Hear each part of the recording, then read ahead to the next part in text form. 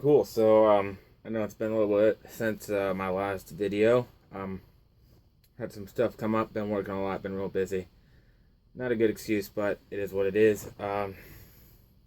So one of the things that's been coming up a lot for me lately, and talking to people, and dealing with my friends and just people I encounter at the gym a lot. The big thing I've been seeing is progression.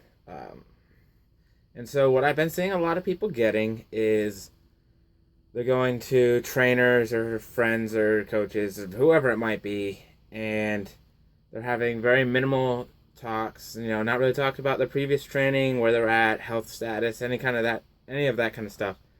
And they're getting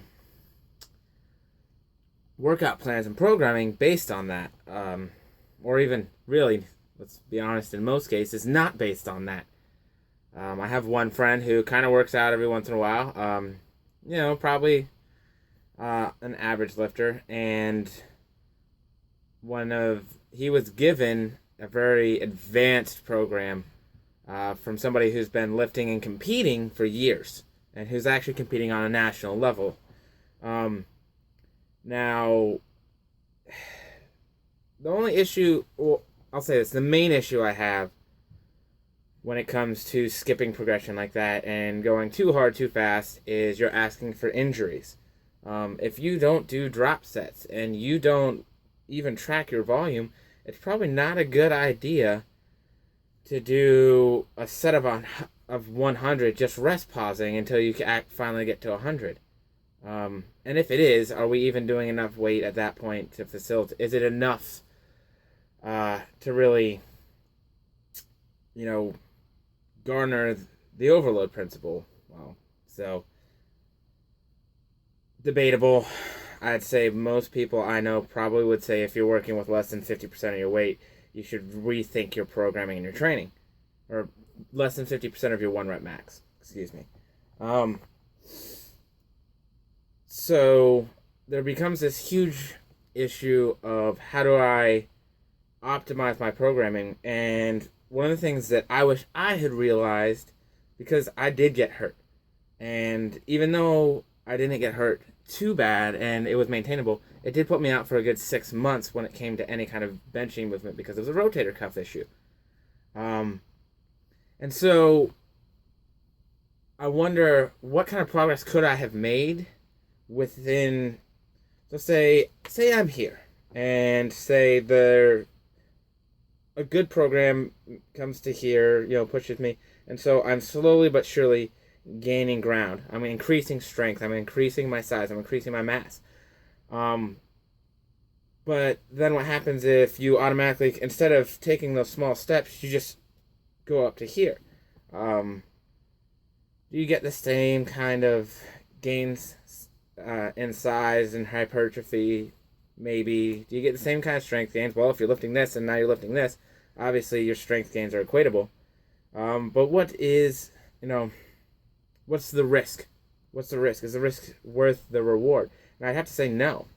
Being somebody who was out of it for a good 6 months, it wasn't worth the reward at all. I regressed instead of progressed during a lot of that time.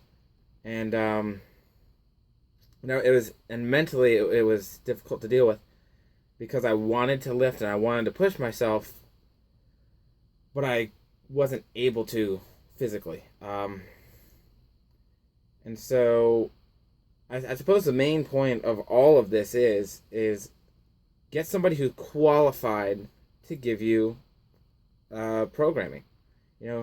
Somebody who knows what they're talking about, who's educated. Someone who asks you, well, have you done a 1 rep max anytime recently? If so, what was it? Or even work with the 3 or 4 up to a 10 rep max, somewhere where they're actually trying to gauge your strength, and they're taking that and gauging what your 1 rep max is. Someone who asks you what kind of volume, what kind of intensity are you working at? Do you even know? How many days a week are you working out? How many days a week are you working out each muscle group, each body part? These are all really important questions that your coach, your trainer, your programmer should be asking you. And if you are your own programmer, you should be asking yourself as well. These are all very, very important factors in your fitness journey, life, whatever you want to call it. And so pay attention to the little things. Don't fork over money to these people, because the truth is they're giving you cookie cutter plans. They're giving everybody the same thing. It's already been written out, and it's not individualized for you. You know? And I think because we are all different, we're all starting from a different place. We've all been through different things, and we all like different things. When I'm running programming, I like to make people squat, bench, and deadlift, but not everybody likes to squat, bench, and deadlift. Some people have issues with their back, or with their, with their spine. And so maybe deadlifting's not a good idea to make them do right now, or even ever.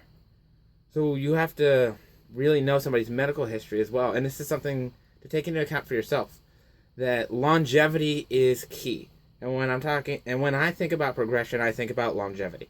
I think about how long am I going to be able to continue doing what I'm doing, what I love and what I enjoy.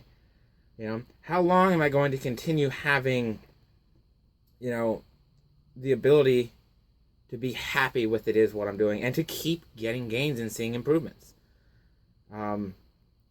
And so I think that that's something that we don't put a lot of emphasis on, that we probably should.